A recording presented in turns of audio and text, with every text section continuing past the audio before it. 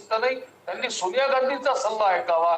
औरंगजेबाच्या तिलावळीला ते जवळ करतात, त्यांचे सल्ले त्यांना गोड वाटतात, ते त्यांनी ऐकावे. आमचा सल्ला त्यांनी ऐकण्याची गरज नाही, सल्ला देण्याची आमची मानसिकता नाही. त्यांनी केलेल्या वक्तव्याच्या आधारे ते कसे वक्तव्य करतात त्याचं स्मरण त्यांना करून द्यावं. स्वतःच्या वेळच्या मात्र परंपरा म्हणजे आहे ना, आणि दुसऱ्याच्या वेळी मात्र तो तमाशा, दुसऱ्याच्या वेळी ते राजकारण, असं नाही चालत. म्हणून तेवढी जाणीव करून देण्यापुरतं केलेलं ते वक्तव्य आहे.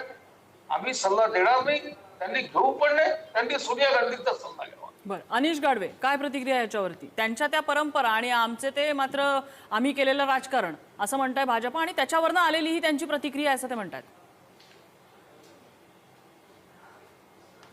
सर्वप्रथम माझा आवाज आपल्याला व्यवस्थित येतोय? हो, आवाज येतोय, बोला. अगदी. शिवराय कुलकर्णी कदाचित मला वाटतं मातोश्रीच्या बाहेर असे कान लावून बसलेले असतात, कुठे कुणाचे सल्ले घेतले जातात. मातोश्रीच्या बाहेर असे कोपऱ्या कोपऱ्यांनी भिंतींना कान लावून बसलेले असतात बहुतेक शिवराय कुलकर्णी. यांना सोनिया गांधींचे आणि राहुल गांधींचे सल्ले दिसायला लागले. तुम्ही शिकवू नका आम्हाला, जरा तिकडे. आता मी त्या विषयात जात नाही, कारण विषयाचं परिवर्तन मला करायचं नाहीये इथे. आपले देशाचे पंतप्रधान तिकडे बाहेरच्या देशांमध्ये जाऊन कुणाकुणाचे सल्ले घेऊन येतात आणि कुणाकुणाच्या सल्ल्यांवरून इथे युद्ध थांबवली जातात, इथे जवानांचे अपमान होतात. तिथपर्यंत पोचायला लावू नका आणि सोनिया गांधींचे आणि राहुल गांधींचे सल्ले आम्हाला शिकवू नका. आणि ह्या कमळीने आम्हाला हे सगळं शिकवण्याची गरज नाही. सर्वात प्रथम लक्षात घ्या, विषयाला भरकटवू नका. आता राहिला विषय शिवराय कुलकर्णी परंपरा सांगण्याचा, तर दसरा मेळावा हा हिंदूंचा दसरा मेळावा, दसरा सर्वात प्रथम दसरा आणि त्याच्यानंतर मेळावा, वंदनीय हिंदुहृदय सम्राट बाळासाहेब ठाकरेंची ही परंपरा राहिलेली आहे 1966 सालापासून.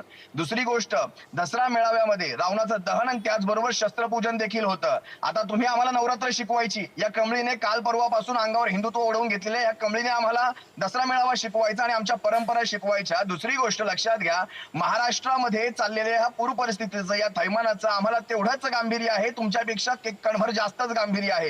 कारण तुमच्यासारखे फोटो चिटकावून, तुमच्यासारख्या मदतींवर स्टिकर चिटकावून 200 रुपयाची मदत आणि 600 रुपयाचे बॅनर, चारण्याची कोंबडी बारण्याचा मसाला हे आम्ही करत बसत नाही.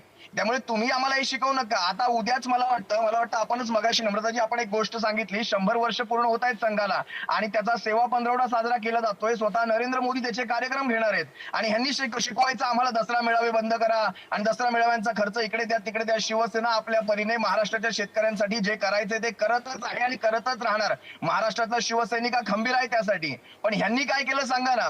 गेल्या कालच तुम्ही पाहिलं असाल, या शिंदे गटाच्या सुद्धा एका नेत्याला त्या कलेक्टरने सुद्धा झापलं की इथे तुम्ही राजकारण करू नका. इथे 3-3 हजार लोकांसाठी 200 पाकिटं घेऊन येतात आणि त्याच्यावर दुनियाभरची राजकारण तुम्ही म्हणजे त्याच्यावर तुम्ही ते बॅनरबाजा करत बसता.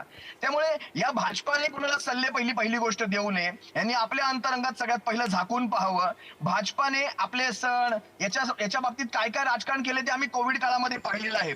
कोविड काळामध्ये यांना मंदिरं उघडी हवी होती. त्याच आता सांगा ना, गुजरातमध्ये यांची मंदिरं बंद, म्हणजे धर्माचं राजकारण सुद्धा कसं करायचं. उत्तर प्रदेशातली मंदिरं बंद, गुजरात मधली मंदिरं बंद, पण महाराष्ट्रात यांना मंदिरं चालू पाहिजे होती कारण महाराष्ट्रात महाविकास आघाडीचं सरकार होतं. हे भाजपाचं ढोंगी राजकारण उभं महाराष्ट्र जाणतो. आणि दसरा मेळावा ही परंपरा वंदनीय हिंदुहृदय सम्राट बाळासाहेबांची आहे आणि यांना एक तुम्हाला आणखी अगदी 1 मिनिटाची वेळ घेतो, अगदी त्याच्यापेक्षा कमीची वेळ घेईल. यांना चांगलं माहिती आहे उद्याच्या दसरा मेळाव्यामध्ये वंदनीय शिवसेनेचे पक्षप्रमुख यांची साल्टी सोलणार आहेत.